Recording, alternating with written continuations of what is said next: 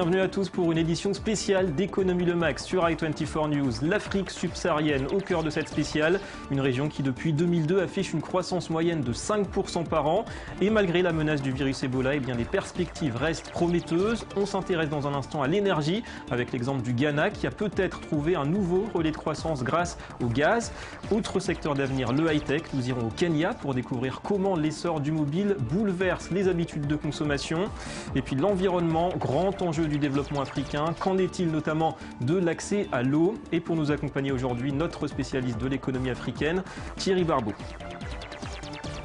Et on entre dans le vif du sujet. Le Ghana est considéré comme l'une des puissances montantes en Afrique de l'Ouest. À l'instar du Sénégal, sa stabilité politique, sa position géographique aussi attire les investisseurs. Et depuis quelques années, eh bien, l'or et le cacao ne sont plus les seuls piliers de la très forte croissance du pays, 7% l'an dernier. Le pétrole prend son envol et début septembre, c'est une usine de traitement de gaz qui a été inaugurée. Elle est censée renforcer la sécurité énergétique du pays. Éric Berdugo. Au Ghana, les coupures d'électricité sont fréquentes. Un mal qui pourrait bientôt disparaître avec la construction d'une usine de traitement de gaz. Un investissement qui pourrait doper l'économie nationale. Au large du petit ouest africain, l'aboutissement des travaux en décembre suscite autant d'intérêt que l'extraction du premier baril de pétrole en 2010. Cette infrastructure capable de produire à terme 500 MW d'électricité est une aubaine pour le président Mahama. Cette nouvelle source d'énergie permettra d'extraire plus de 100 000 barils de pétrole par jour, ce qui était jusqu'alors impossible. Cette centrale est encore plus importante que la découverte du pétrole, en raison de son impact sur la création d'emplois et aussi l'importance de la sécurité énergétique du Ghana. L'usine d'Atuabo devrait aussi permettre aux entreprises locales de reprendre confiance en elles. Leur coût de fonctionnement est de plus en plus élevé, conséquence directe des coupures d'électricité récurrentes. Jusqu'alors, elles étaient obligées d'investir dans des générateurs. Les perspectives sont bonnes pour l'avenir. Le pétrole va continuer à contribuer à notre budget parce que, comme je l'ai dit, avec les autres récentes découvertes qui ont été faites et l'augmentation de production de fuel, cela signifie qu'à partir de 2016 puis 2017, nous allons augmenter nos revenus pétroliers. Après avoir connu une croissance économique rapide ces dernières années, le Ghana doit faire face à une crise monétaire. La démocratie la plus stable de la région doit juguler la dépréciation de sa monnaie locale. Le cedi a en effet chuté de 40% face au dollar. Le pays s'est donc résolu à demander l'aide du FMI, une aide à hauteur d'1 milliard de dollars d'euro-obligations. Voilà l'un des objectifs du Ghana, rassurer les investisseurs sur la capacité du pays à produire et transformer ses ressources énergétiques. Beaucoup d'espoir en tout cas. Alors nous accueillons en ligne avec nous notre spécialiste de l'Afrique, Thierry Barbeau. Bonjour. Bonjour. Merci d'être avec nous. On rappelle que vous dirigez notamment les sites Info Afrique et Afrique Technologie. Alors d'abord un mot de ce potentiel de l'Afrique subsaharienne sur le plan énergétique. Le gaz, le pétrole, c'est ce qui manquait au continent jusqu'à il y a peu finalement pour consolider sa croissance et son développement. Alors oui, c'est des besoins colossaux parce qu'une démographie incroyable et puis c'est une opportunité pour le Ghana de prendre le relais des pays historiquement extrêmement bien placés comme l'Algérie qui est le premier fournisseur de gaz et de pétrole en Afrique avec le Nigeria, donc de se relever et de se replacer sur ce marché. Maintenant, ce qu'il faut, c'est développer ces énergies, les transformer, valoriser les compétences des Africains pour avoir un vrai pôle de compétences dans la transformation de ces énergies dans ce pays. Il faut nouer aussi des partenariats nouveaux, il y en a qui sont existants, mais internationaux. Je pense aux Chinois, aux Américains et bien sûr aux Russes, avec un faible pourcentage, hélas, pour les Européens, sauf sur l'Algérie. Le Ghana, aujourd'hui, a des grands défis à relever qui sont, bien sûr, fournir de l'électricité et de l'énergie pour l'ensemble de ses habitants, mais qui touchent aussi, bien sûr, l'alimentation en eau et puis tout le système éducatif qui dépend du développement de la population dans sa base. Merci. Alors, oui, merci Thierry. Bon, on revient vers vous dans quelques instants pour parler de high-tech. On va parler maintenant plus à l'est, au Kenya. Là-bas est apparu il y a 7 ans un système 100% local de paiement mobile pour les petits achats. M-Pesa est déjà parvenu à séduire 18 millions d'utilisateurs. Et nouvelle preuve de son succès, il s'exporte désormais en Europe de l'Est. Vodafone, le géant britannique, espère imposer d'ailleurs le procédé en Roumanie. On regarde ce reportage entre Nairobi et Bucarest. Régler ses achats du quotidien sans pièces ni billets, c'est presque devenu monnaie courante au Kenya, grâce au service M-Pesa, qui signifie argent mobile en swahili. Avec ce système, un téléphone suffit pour payer sa facture d'électricité son taxi ou même ses courses. Une fois inscrit, le client dispose d'un compte en ligne dans lequel il peut verser de l'argent, en recevoir ou encore en transférer à sa famille ou ses amis. Un jour comme aujourd'hui, il y a environ une dizaine de personnes qui payent via M-Pesa rien qu'ici. Alors vous imaginez avec tous les commerces qui existent à Nairobi, en sachant qu'il y en a près de 5000 rien que dans la ville elle-même qui utilisent M-Pesa. Et ces gens gagnent de l'argent chaque jour parce qu'ils ne ferment pas. Lancé en 2007 par Safaricom, une filiale de l'opérateur britannique Vodafone, le service a connu une croissance exponentielle. Près de 18 millions de personnes l'utilisent au Kenya et M-Pesa s'est exporté avec succès en Tanzanie, en Égypte, en Inde et au Mozambique. Depuis le mois d'avril, Vodafone teste son système en Europe, espérant dans un premier temps séduire quelques 7 millions de Roumains. Ingénieur à Bucarest, Michi Karstoiu vient tout juste d'activer son compte. Cet habitué des banques en ligne a tenu à essayer la nouveauté. Je gagne du temps, c'est évident, et je crois que les frais de transaction sont moins importants. Mais le plus important, c'est le gain de temps. Tout le monde a un téléphone portable et c'est très simple d'envoyer, de recevoir de l'argent ou de faire des paiements.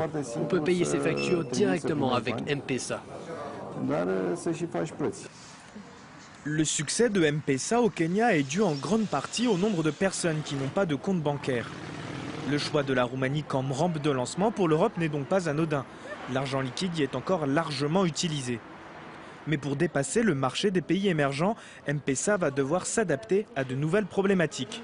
À commencer par les réglementations, différentes selon les pays, et une concurrence très féroce sur le marché de la banque en ligne.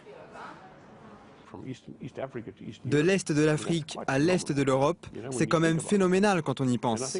Je pense que c'est quelque chose que le reste du monde peut regarder en se disant qu'il y a des idées qui peuvent émaner du monde en développement et être emportées vers le monde développé. Même s'il est encore tôt pour savoir si M-Pesa a réussi sa migration d'Afrique vers l'Europe, il aura au moins réussi à faire connaître le Swahili dans le monde de la finance internationale. Les prémices sans doute d'une vraie réussite technologique. Alors on revient vers vous Thierry Barbeau, cet essor rapide des nouvelles technologies en Afrique et notamment le M-Banking, le paiement mobile, l'intérêt et la présence aussi des grands groupes le prouvent, il y a de la place pour ce marché en Afrique et peut-être même plus qu'ailleurs. Oui. Bien sûr, aujourd'hui en Afrique, une des spécificités des marchés, c'est que 70% en fait de l'économie sur le continent est informelle. Ce sont des micro-entreprises, très souvent des familles qui constituent en fait ce vivement de clients pour tous les opérateurs télécoms, les banques et les intermédiaires. Qui utilise ces systèmes? C'est le cœur de la population, les agriculteurs, les éleveurs et bien sûr les mères de famille. Ce sont eux aussi qui portent la consommation. C'est un système simple, intuitif, qui a fait ses preuves et qui réussit vraiment à se développer. C'est 17 millions d'utilisateurs et 30 milliards d'euros depuis sa création. Ouais, c'est vraiment un énorme succès. Alors justement, votre expérience, vous êtes souvent sur le terrain, notamment au Rwanda, au Burundi. Qu'est-ce que vous avez pu concrètement constater sur le terrain? Ça évolue très vite, l'investissement est là? Alors ça évolue extrêmement vite parce que le Rwanda veut vraiment communiquer sur son développement et c'est un développement à succès. Au Rwanda, le réseau routier aujourd'hui est irréprochable. Le pays affiche une propreté absolument stupéfiante. Les sacs plastiques ils sont bannis depuis 7 ans et ça se voit. Le pays se permet même d'avoir le plus haut pourcentage de scolarisation du continent avec 93% des enfants scolarisés. Et ce sont justement ces jeunes qui vont développer l'Afrique de demain, l'Afrique aussi d'aujourd'hui, et ce sont des utilisateurs d'Internet, des mobiles, des réseaux sociaux et bientôt des applications professionnelles. Alors vous travaillez aussi avec l'Agence française des micro-projets, notamment sur des programmes qui vont jusqu'à géolocaliser des projets. Vous pouvez nous en parler en quelques mots ? Oui, bien sûr. Ce qui est très intéressant dans le développement des nouvelles technologies, c'est la cohérence entre les nouveaux systèmes, c'est-à-dire que les applications viennent se greffer à Internet qui se greffe au positionnement. L'Agence des micro-projets, par exemple, est un programme français qui va permettre de géolocaliser sur une carte interactive précisément les projets innovants menés en Afrique. Ça permet aujourd'hui de mettre en avant des projets bénéficiant d'un savoir-faire made in Africa, c'est très important, soutenu par une association française. Et ce qui est encore plus innovant, c'est qu'en étant incubateur d'initiatives solidaires, l'agence, elle va pousser les acteurs locaux à s'approprier l'expertise et à devenir autonome. L'agence finance le démarrage du projet, elle va se rendre sur le terrain pour évaluer et capitaliser les expériences afin de les dupliquer pour les rendre accessibles à un plus grand nombre et à une plus grande échelle. Alors justement, l'adaptation de la population, comment ça se passe? Les utilisateurs, ils parviennent à s'approprier facilement ces nouvelles technologies. Avec quels outils ça s'opère, cette transition? Alors, la success story est pour ceux qui ont compris qu'il fallait savoir passer d'un téléphone ancienne génération, c'est-à-dire les mobiles que nous avons connus il y a 10 ans, qui ne sont pas des smartphones et qui permettent de les utiliser en mode SMS. Exemple concret, on va pouvoir utiliser Facebook en s'abonnant avec dans les paramètres, un paramètre SMS, et on va recevoir une demande d'ajout d'amis, on va recevoir un message de Facebook par SMS sur son téléphone mobile, et on va répondre par le biais d'un SMS. C'est une transition technologique qui va permettre ensuite d'aller vers des applications smartphones quand les smartphones seront disponibles en globalité en Afrique. Alors tant qu'on y est, un mot aussi du big data, le traitement de vastes bases de données qui est au cœur d'ailleurs notamment des stratégies de développement des entreprises. Qu'en est-il en Afrique aujourd'hui? C'est aussi un gros enjeu déjà?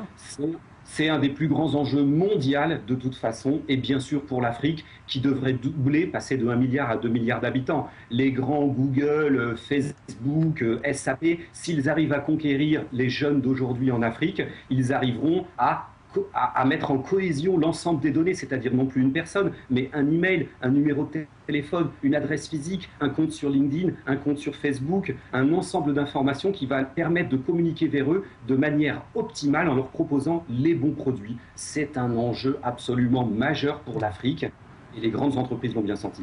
Merci Thierry Barbour. Vous restez avec nous. On va parler d'un autre grand thème, grand enjeu, c'est celui de l'eau et plus globalement celui de l'environnement. Le lac Kivu, vous le voyez au Congo-Kinshasa, est l'un des plus grands réservoirs d'eau douce du monde. Il y pleut en abondance, mais sur son pourtour, la majorité du million d'habitants de la région ne dispose toujours pas d'un robinet. Un paradoxe qui a donné naissance à un véritable commerce de cette eau. Reportage à Goma dans l'est du pays. Vivre près d'un gigantesque réservoir d'eau douce et pourtant manquer d'eau, c'est le paradoxe que vivent les habitants de Goma.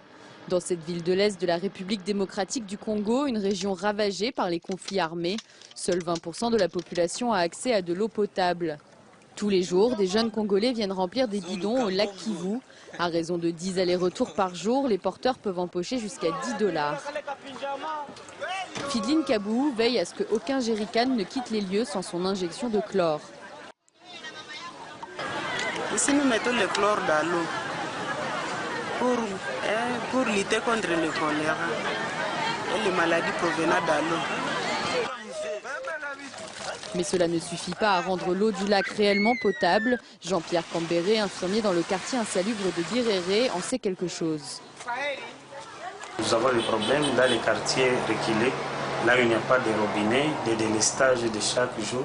C'est la cause à ce que la population aille s'approvisionner de l'eau au lac et partout là-bas, là où il n'y a pas de l'eau potable. Alors, ça cause des problèmes tels que les diarrhées, beaucoup de choses là, beaucoup de problèmes liés à l'eau impropre. Cette pénurie d'eau potable a vu naître un commerce transfrontalier avec le Rwanda tout proche, surtout alimenté par des handicapés congolais qui ne payent pas de taxes pour exporter l'eau qu'ils achètent à 20 francs rwandais et revendent plus du double en RDC. Mais la vente d'eau est aussi une aubaine pour certains Rwandais, tout comme Bachina Moussa qui fait le trajet tous les jours. Les bidons, je les vends 50 francs rwandais.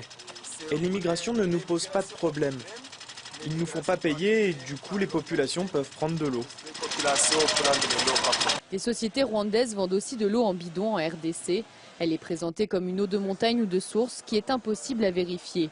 Le paradoxe de Goma, bordé par un des plus grands réservoirs d'eau douce au monde, révolte les jeunes de l'association La Lucha qui lutte pour le changement. Avec d'autres organisations, la Lucha a déposé fin mai une pétition de 3500 signatures demandant au gouverneur de la province de relier certains quartiers au circuit d'adduction et de présenter un plan pour la fourniture d'eau à toute la ville. Voilà une vraie priorité et ce problème de l'inégalité face à l'accès à l'eau en Afrique. Thierry Barbeau, vous revenez justement de cette région du lac Kivu, à cheval entre le Congo et le Rwanda. Quels sont les enjeux autour de ce lac? Il y a l'accès à l'eau bien sûr, mais aussi l'exploitation du méthane, un gaz dangereux mais très convoité.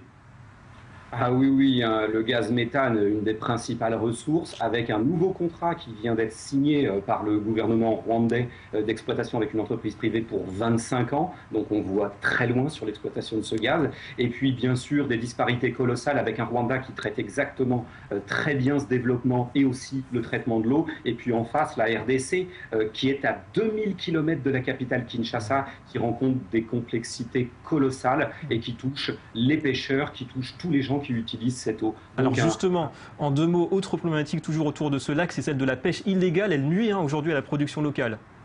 Bien sûr, la pêche illégale sur le lac, alors c'est des piratages. On estime par exemple que la pêche illégale sur la partie de l'Afrique de l'Ouest, c'est une perte d'1 milliard d'euros par an.